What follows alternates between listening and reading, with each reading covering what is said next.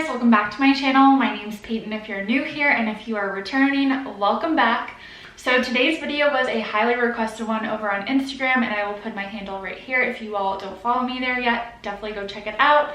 But today's video was highly requested on Instagram, and it was all about how I edit my photos. So I actually filmed an editing video last year, and my style is pretty similar to how I've been editing. However, there are a few new things that I've been incorporating, and I wanted to make a fresh how I edit YouTube video for you guys to sort of use as a reference. And this will include which apps I use, my tips for finding good lighting, and then what to do if you have bad lighting, and then also how I sort of like put the photos together to make a cohesive feed. So before I get started, please go ahead and subscribe to my channel. Like I've told you all, I'm really trying to grow my page, so you all subscribing really helps.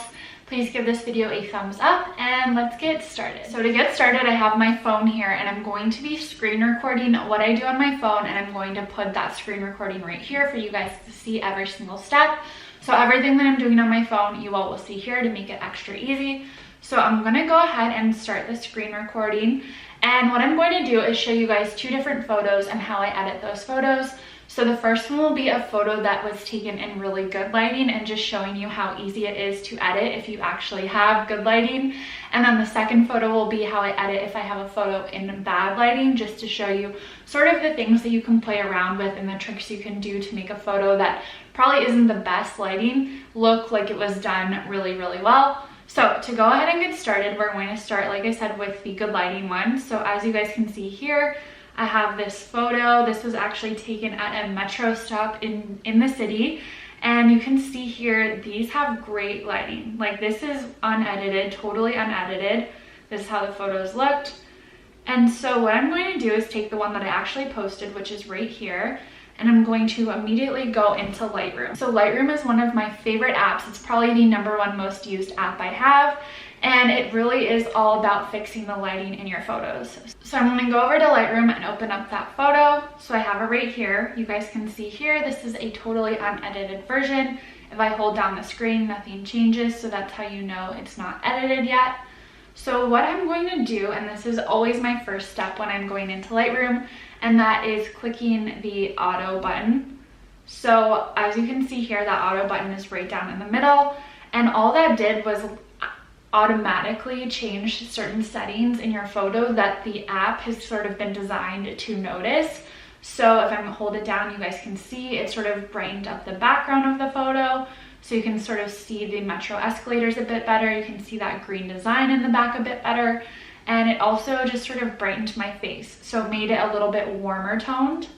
So now let's say I want to change something else. I can go into the light section and sort of play around with things, see if I like it a little less highlighted, a little bit more highlighted. I could do contrast, and you guys can sort of see how doing those things adjust your photos.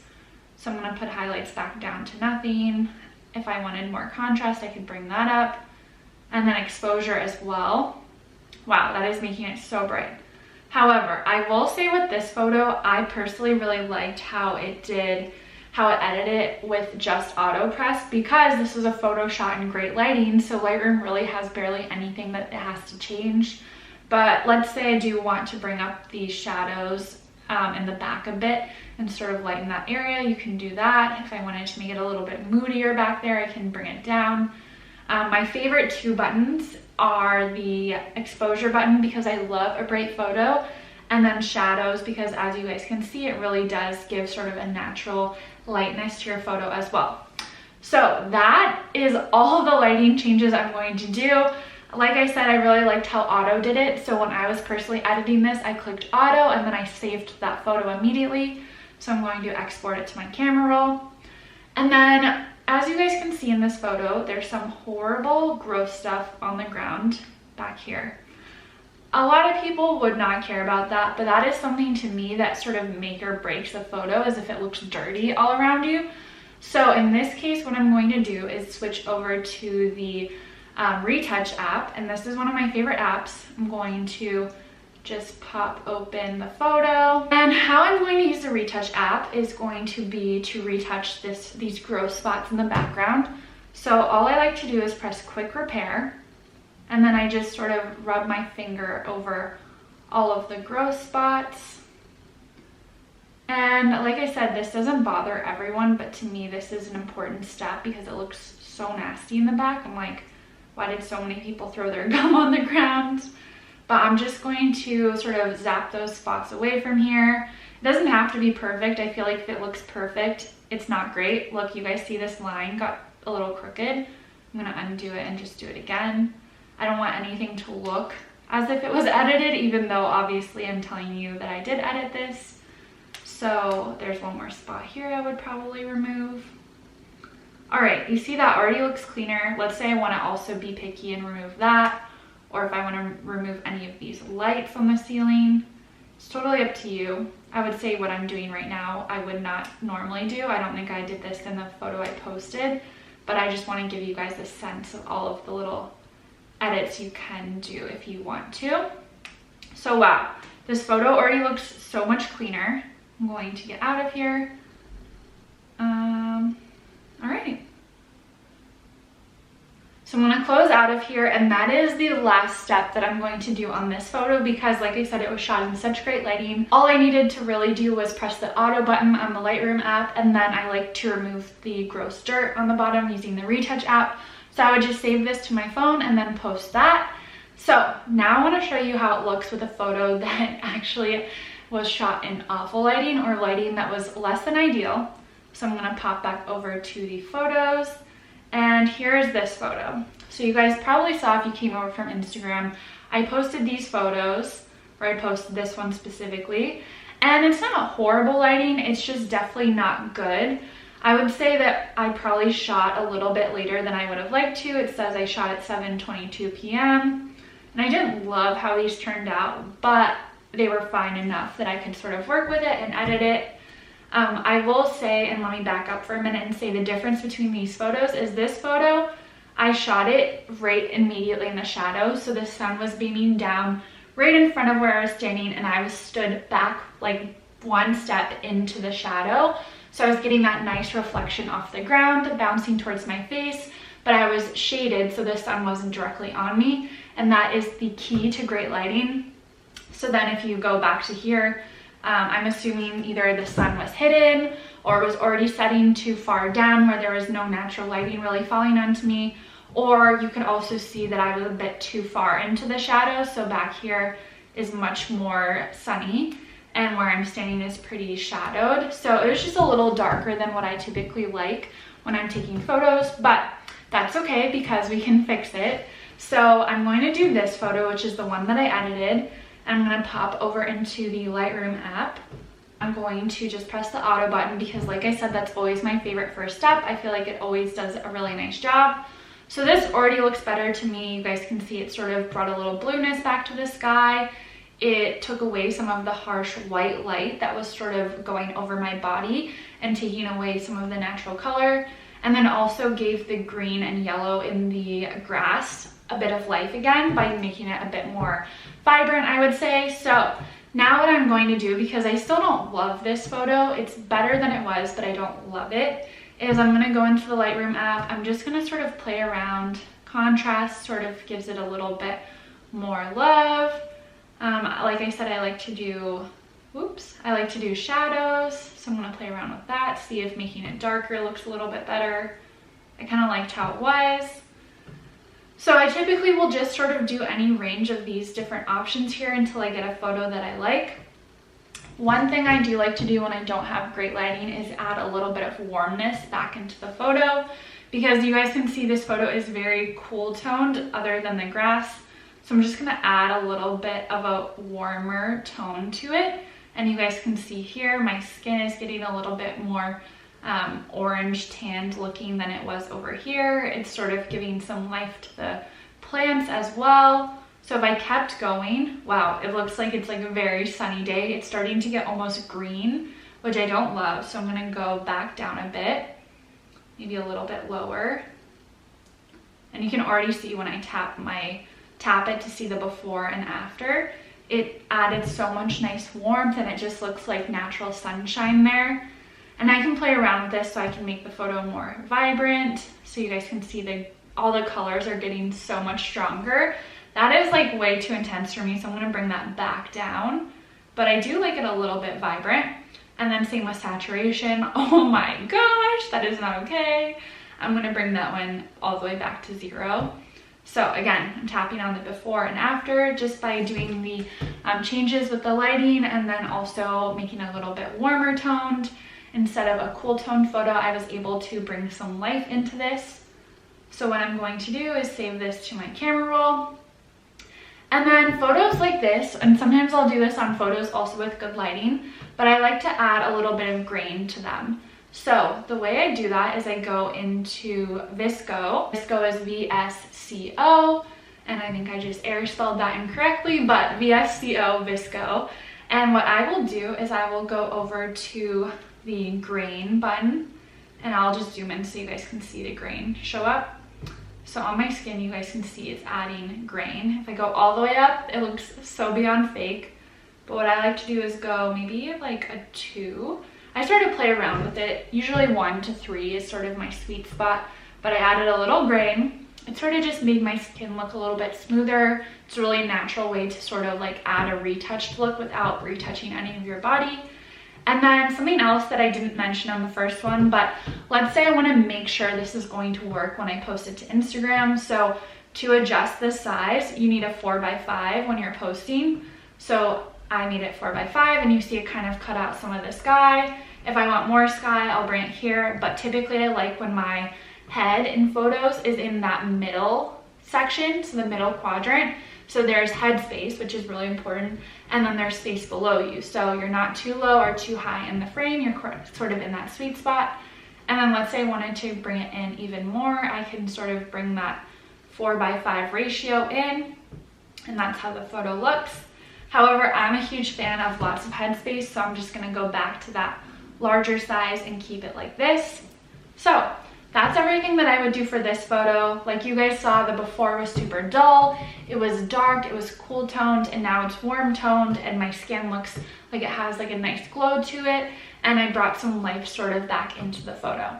So that's really all I do. I don't use filters. I absolutely think that lighting is essential. So I typically will avoid shooting in this sort of lighting that I just showed you. However, when I do shoot in it and when I do need to take a photo in darker lighting, those are the tricks that I do to edit them. So the next step I want to show you guys is how I plan my feed. So this is all about putting your photos in a way that's cohesive, where the colors flow and it looks really nice together, because I definitely think having a feed that is cohesive and has a nice vibe to it is important. Because just think, when someone's going to your page to follow you, they only are going to look at it probably for like 3 seconds until they decide if I want to follow you, if I want to keep scrolling, or if I want to just go back to wherever they came from.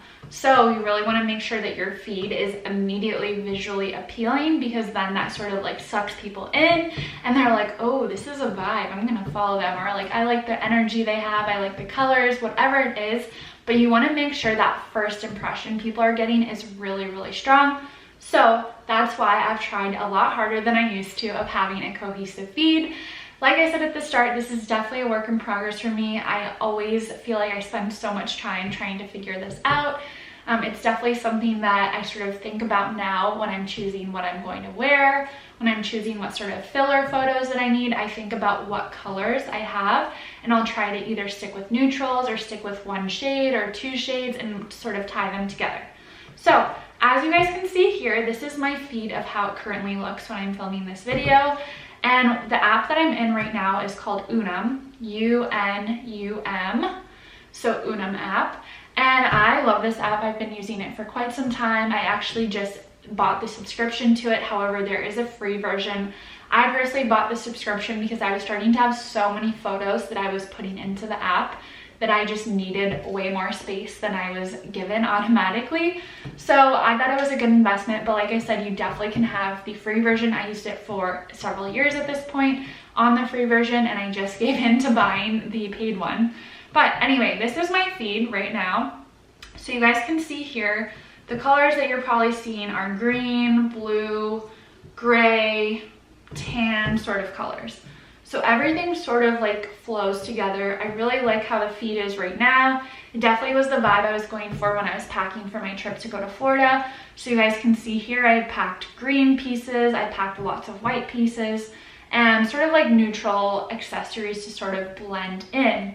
So when I was planning this, basically my thought process was, okay, every single photo needs to sort of tie together. What I find really helpful is if you have multiple photos that you haven't posted yet, and then you can put them into the app, you just upload them, and then you're able to play around and move them around.